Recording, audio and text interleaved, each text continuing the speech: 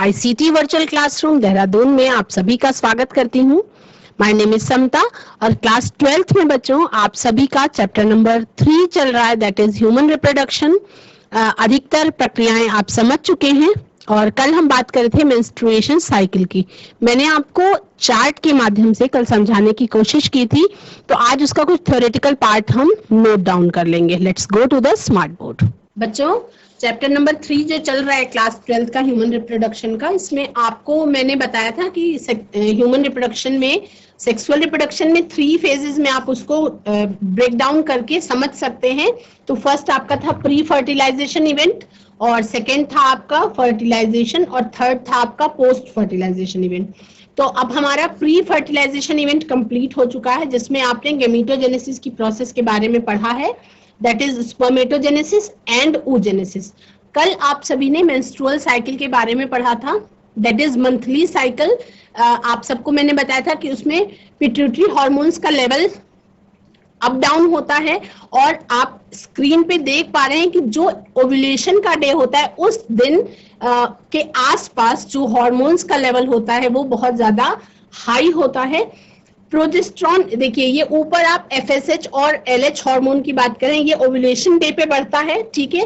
फिर आप यहाँ पे ये ईस्ट्रोजन की बात हो रही है, जो ब्लू कलर की लाइन है, तो ईस्ट्रोजन ओव्यूलेशन के टाइम पे हाई होता है।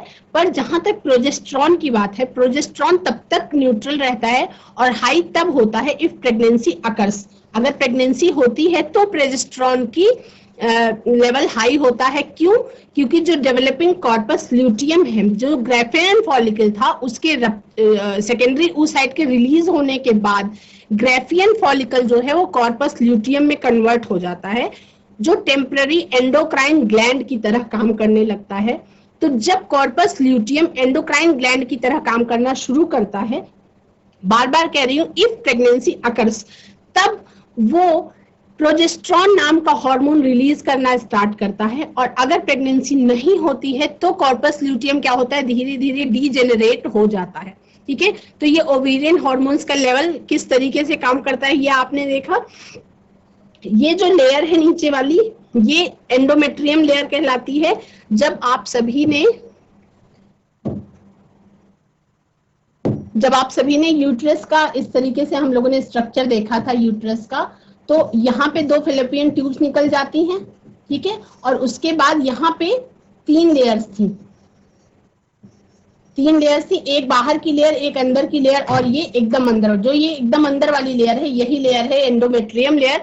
और यही एंडोमेट्रियम लेयर क्या होती है, शेड डाउन हो जाती है, शेड ऑफ होती है, यानी कि यही लेयर बनती है और यही लेयर गिर जाती है, यानी कि खत्म हो जाती है, और फिर से नई एंडोमेट्रियम लेयर बनना शुरू हो जाती है।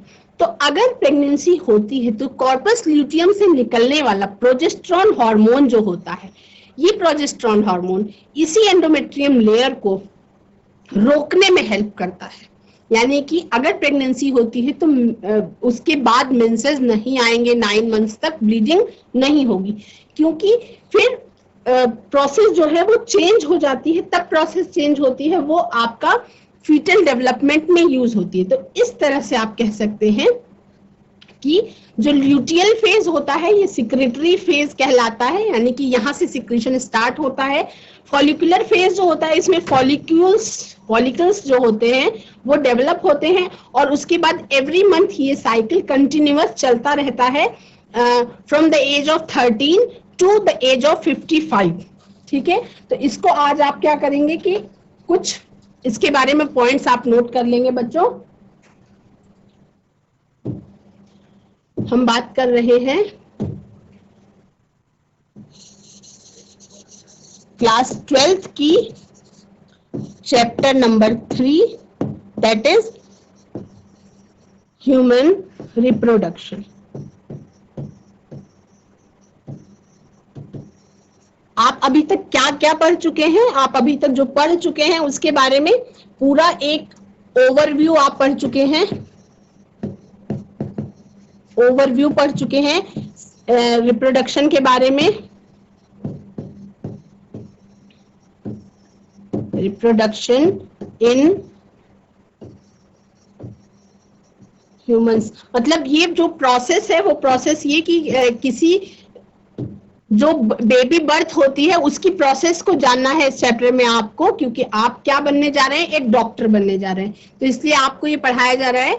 तो आप किस तरह से होती है, क्या क्या प्रोसेसेस होती है, उसमें मैंने आपको बताया था कि नंबर 1 जो प्रोसेस होती है वो होती है आपकी गेमीटोजेनेसिस, जिसमें 2 प्रोसेसेस होती हैं, स्पर्मेटोजेनेसिस और oogenesis। अब ये इतना ही पार्ट है, इसमें बहुत सारे क्वेश्चंस आते हैं एग्जाम में, जैसे कि स्पर्मेटोजेनेसिस और oogenesis में क्या डिफरेंस है, मेजर डिफरेंस क्या है, ठीक है। या पूछ सकता है स्पर्मेटोजेनेसिस कब स्टार्ट होती है, कौन सी एज में, और oogenesis कब स्टार्ट होती है। आप बिल्कुल आगे पीछे नहीं करेंगे क्योंकि वो एकदम गलत हो जाएगा। स्पर्म्स के काउंट कितने बनते हैं एक स्पर्मेटोगोनियम से, और oogenesis में ooगोनियम से एक कितने ओवम बनते हैं, ये पूछा जाएगा। तो टोटली डिफरेंट लग रहा है कि एक जैसा है, लेकिन आंसर्स एकदम डिफरेंट है, तो कंफ्यूज नहीं होंगे। इसमें स्पर्मेटोगोनियम में 1 से 4 बनेंगे, सेकेंड मियोसिस डिवीजन के बाद 2 बनेंगे, और oogenesis कब स्टार्ट हो जाती है, फीटल डेवलपमेंट के टाइम पे ही स्टार्ट हो जाती है। उसके बाद एक ooगोनियम से एक ही फंक्शनल ओवम बन पाता है, और 3 जो है वो पोलर बॉडीज डीजेनरेट हो जाती हैं। तो ये कुछ क्वेश्चंस हैं जो एग्जाम में पूछे गए हैं, ठीक है। सेकेंड स्टेप है बच्चों गैमीट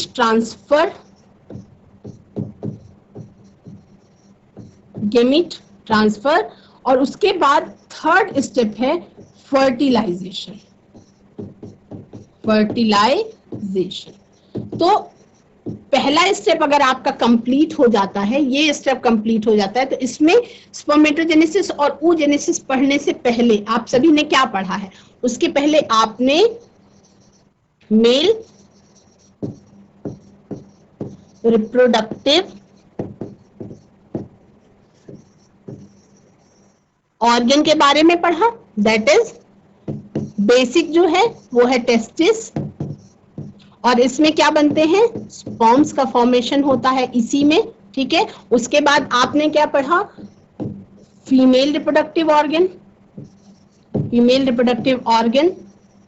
जो बेसिक ऑर्गन है वो क्या है आपका, फीमेल्स में ओवरी, और ओवरी में किसका फॉर्मेशन होता है, कंफ्यूज नहीं होंगे क्योंकि एग्जाम्स में यही ट्विस्टेड क्वेश्चंस पूछे जाते हैं। सेकेंडरी oocytes का फॉर्मेशन होता है, जो लिमिटेड होते हैं और ये फिक्स होते हैं बच्चों, कितने एग्स बनेंगे ये आप कैलकुलेट भी किया जा सकता है, ठीक है। तो सेकेंडरी oocytes रिलीज होते हैं ओव्यूलेशन के टाइम पे। अगर पूछा जाए कि ओव्यूलेशन के टाइम पे ग्रेफियन फॉलिकल को रप्चर करके क्या रिलीज होता है, तो ओव्यूलेशन के टाइम पे, ओव्यूलेशन के समय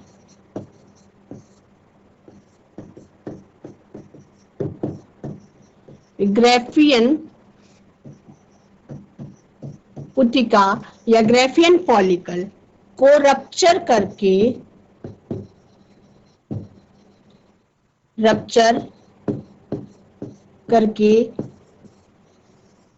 रिलीज होता है। अगर क्वेश्चन पूछा जाए number 1 ovum, number 2 primary oocyte, number 3 secondary oocyte, और नंबर 4 आपका एग, तो कौन सा ऑप्शन सही होगा, ठीक है। इस तरीके के क्वेश्चन घुमा के पूछता है। तो ओवम ऐसे सोचे तो बहुत सारे बच्चे ओवम पे या एग पे टिक लगा के आ जाएंगे, लेकिन it is wrong, it is also wrong and secondary oocyte is correct. यानी कि जब ग्रेफियन फॉलिकल का रप्चर होता है तो वहां पे सेकेंडरी oocyte रिलीज होता है, ठीक।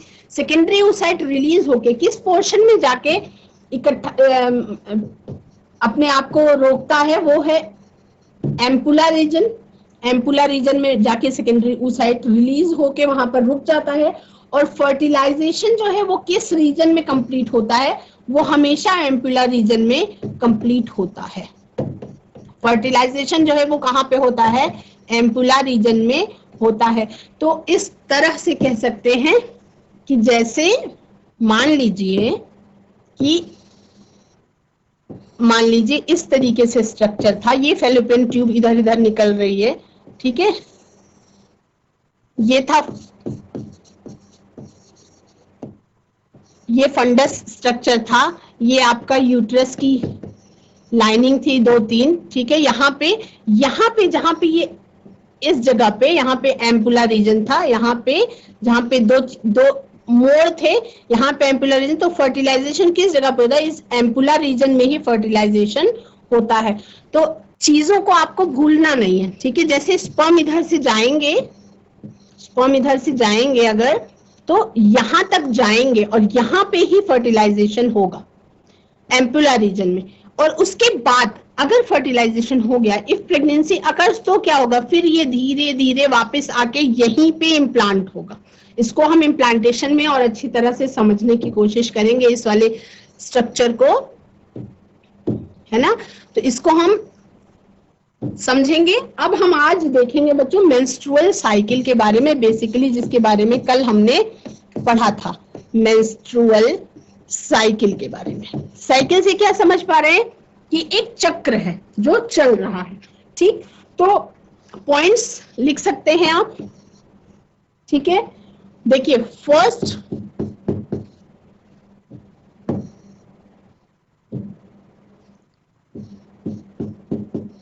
कुछ पॉइंट्स हैं जिनको आप लिख सकते हैं। फर्स्ट मेंस्ट्रुएशन को क्या कहते हैं, फर्स्ट मेंस्ट्रुएशन कहलाता है बच्चों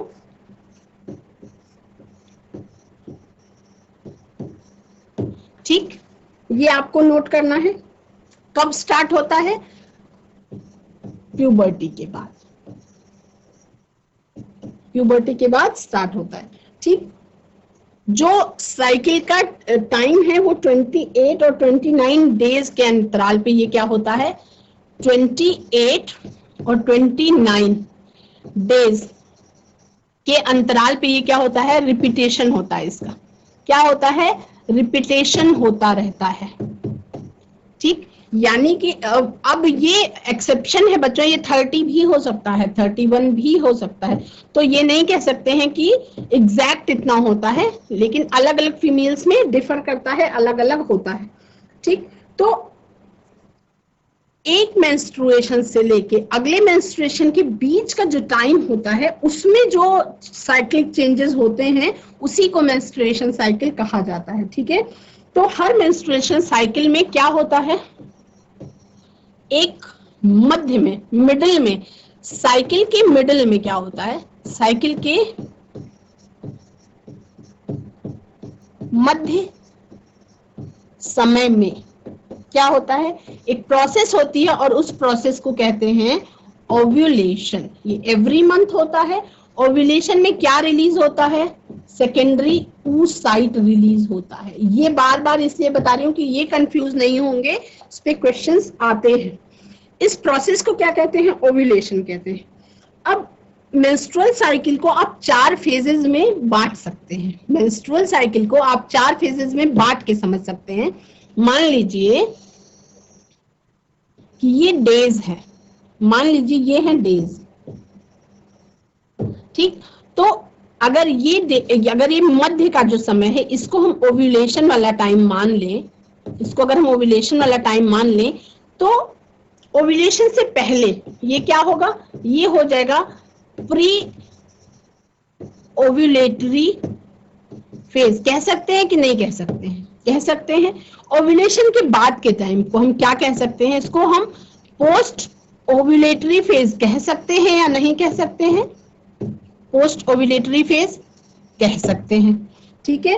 तो जब हम इस तरीके से कह सकते हैं, तो अब इसमें प्री ओव्यूलेटरी फेज को क्या हम फॉलिकुलर फेज कह सकते हैं या नहीं कह सकते हैं, जहां पे फॉलिकल्स में चेंज हो रहा है इसको हम फॉलिक्यूलर फेज कह सकते हैं या नहीं कह सकते हैं? कह सकते हैं, है ना। और अगर हम इसको फॉलिक्यूलर फेज कह सकते हैं तो हम पोस्ट ओव्यूलेटरी फेज को ल्यूटियल फेज भी कह सकते हैं, ठीक है। जहां पे ओव्यूलेशन के बाद, जहां पे ग्राफियन फॉलिकल, यहां पे ग्राफियन फॉलिकल रप्चर हो रहा है, मान लीजिए कि यहां पे ग्राफियन फॉलिकल रप्चर हो रहा है,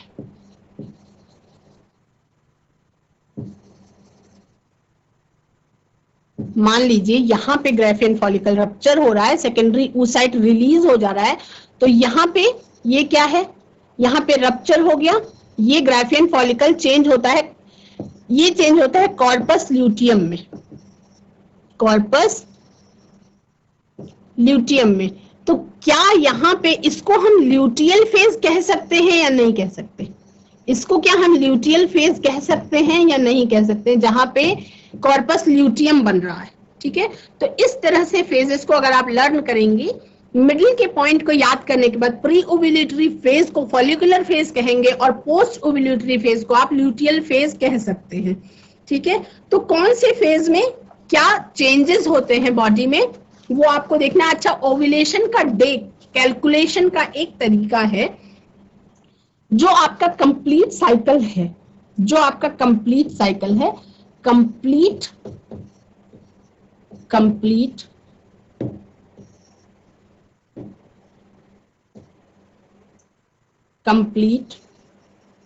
days of cycle, ovulation day अगर पता करना है तो -14 डेज, वो आपका हो जाएगा ओव्यूलेशन का डे। अगर ओव्यूलेशन का डे पता करना है तो ये आपका ओव्यूलेशन का डे होगा। तो 28 - 14 करेंगे तो 14th डे हुआ। पर अगर 29 डेज हुआ तो 29 डेज को जब हम -14 करेंगे तो ओव्यूलेशन का डे आपको पता चलेगा। 28 अगर है तो -14, ये आपका ओव्यूलेशन का डे हो गया, ये है ओव्यूलेशन के डे। लेकिन अगर 29 है और -14 करते हैं तो ओव्यूलेशन का डे क्या होगा? What will be the ovulation day? Exact अगर कहें तो वो आपका 15th डे होगा, 15th डे होगा। तो वो अलग अलग डिफर करती है, अलग अलग बॉडी में ओव्यूलेशन डे डिफर करता है और उस हिसाब से साइकिल चलती रहती है। तो जब नेक्स्ट साइकिल आएगी तो वो इस तरीके से कैलकुलेट होके आएगी। इसीलिए क्या होता है कि मेंसेस का टाइम कभी कभी चेंज होता रहता है, क्योंकि जो मंथ्स हैं हमारे वो तो 30 और 31 डेज के होते हैं और साइकिल जो है वो 28 से लेकर के 32 के बीच में होती है। तो इसलिए टाइम क्या होता है, डेट्स के हिसाब से चेंज होता रहता है। अब हम बात करेंगे कि मेंस्ट्रुअल साइकिल में कितने फेजेस होते हैं, ठीक है। आशा करती हूँ चीजें समझ में आ रही होंगी आपको बच्चों। अब फेजेस की हम बात करेंगे, फेजेस ऑफ मेंस्ट्रुअल साइकिल। पहला फेज है, दूसरा फेज है, तीसरा फेज है और चौथा फेज है। पहला है बच्चों मेंस्ट्रुअल फेज, मेंस्ट्रुअल फेज। दूसरा फेज जो है वो है फॉलिक्यूलर फेज, फॉलिक्यूलर फेज। तीसरा फेज जो है उसको आप क्या कहते हैं? तीसरे फेज को आप कहते हैं ओव्यूलेटरी फेज, ओव्यूलेटरी फेज। और जो फोर्थ फेज है इसको आप कहते हैं ल्यूटियल फेज, इसको आप क्या कहते हैं? Luteal phase.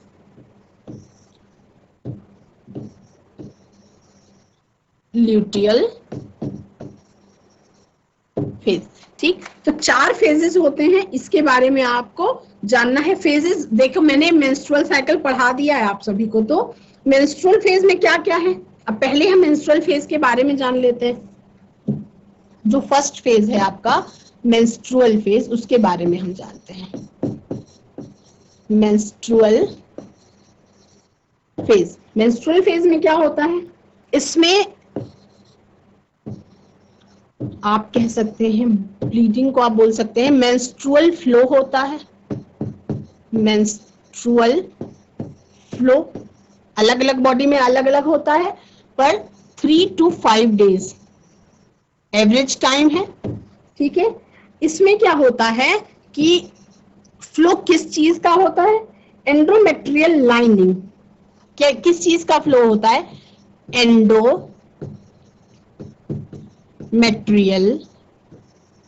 Lining plus blood vessels. जो एंडोमेट्रियल लाइनिंग में मौजूद हैं उन ब्लड वेसल्स का फ्लो होता है। ठीक है, और क्या हो जाती है ये एंडोमेट्रियल लाइनिंग और ब्लड वेसल का शेड ऑफ होता है, शेड ऑफ होता है। तो ये फ्लो के रूप में रिलीज हो जाता है बॉडी से।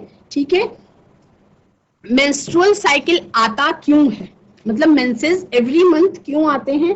मेंस्ट्रुएशन देखो, अगर रिलीज जो सेकेंडरी oocyte है, if released secondary oocyte does not fertilize, अगर फर्टिलाइज नहीं होता है तब मेंस्ट्रुएशन होता है, तब मेंस्ट्रुएशन होता है। तो अब आगे कहें, ये नहीं समझेंगे, आगे उसके बारे में और समझाऊंगी। इसके और दूसरे रीजन भी हो सकते हैं। ठीक है, वैसे तो मेंस्ट्रुएशन का ना आना प्रेगनेंसी का संकेत है, लेकिन इसके दूसरे रीजन भी हो सकते हैं। और दूसरे और क्या कारण हो सकते हैं? अगर मेंस्ट्रुएशन साइकिल कहीं पे बाधित हुई तो ना आने का क्या कारण हो सकता है? ना आने का कारण फर्स्ट और बेसिक रीजन तो ये होगा कि प्रेगनेंसी होगी, लेकिन हमेशा ऐसा नहीं होता, हमेशा यही कारण नहीं होता है, हमेशा यही कारण नहीं होता। तो दूसरे क्या कारण हो सकते हैं? हमेशा यही कारण नहीं हो सकता, तो दूसरे क्या रीजंस हो सकते हैं? देखिए, दूसरे रीजंस हो सकते हैं, जो बहुत बड़ा रीजन है वो है स्ट्रेस, यानी कि जिसको आप साधारण भाषा में कहते हैं टेंशन। हम अगर टेंशन लेते हैं तो वो बहुत बड़ा रीजन है, जिसको स्ट्रेस के रूप में कहा जाता है कि स्ट्रेस जो है वो स्वास्थ्य के लिए जहर का काम करता है। तो स्ट्रेस हो सकता है। दूसरा, पुअर हेल्थ भी इसका रीजन हो सकती है। पुअर हेल्थ, अगर एनीमिक है, अगर फीमेल बॉडी एनीमिक है, खून की कमी है या किसी प्रकार के किसी न्यूट्रिएंट की कमी है, तो पुअर हेल्थ भी उसका एक रीजन हो सकता है। और एक रीजन, अगर किसी को थायराइड बीमारी है, ठीक, तो क्या होता है? हार्मोनल डिसबैलेंस भी इसका एक बहुत मुख्य कारण है। हार्मोनल डिसबैलेंस भी इसका बहुत मुख्य कारण है। आगे के फेजेस के बारे में हम अगले सेशन में बात करेंगे। आज हमने फर्स्ट फेज मेंस्ट्रुअल फेज के बारे में बात कर ली है, तो 3 फेजेस और बचते हैं जिसको हम अगली क्लास में कंप्लीट कर लेंगे। बच्चों, आज की क्लास में आप सभी ने मेंस्ट्रुअल साइकिल के बारे में जाना। कल मैंने आपको ग्राफ के माध्यम से समझाया था और किस तरह से हार्मोनल चेंज होते हैं उसके बारे में बताया था। आज की क्लास में मैंने आपको बताया कि मेंस्ट्रुअल साइकिल में 4 फेजेस होते हैं। तो पहले फेज के बारे में आप अच्छी तरह से पढ़ चुके हैं। 3 और फेजेस के बारे में अगले सेशन में कंप्लीट करेंगे। That's all for today. Have a nice day. Take care. Bye bye.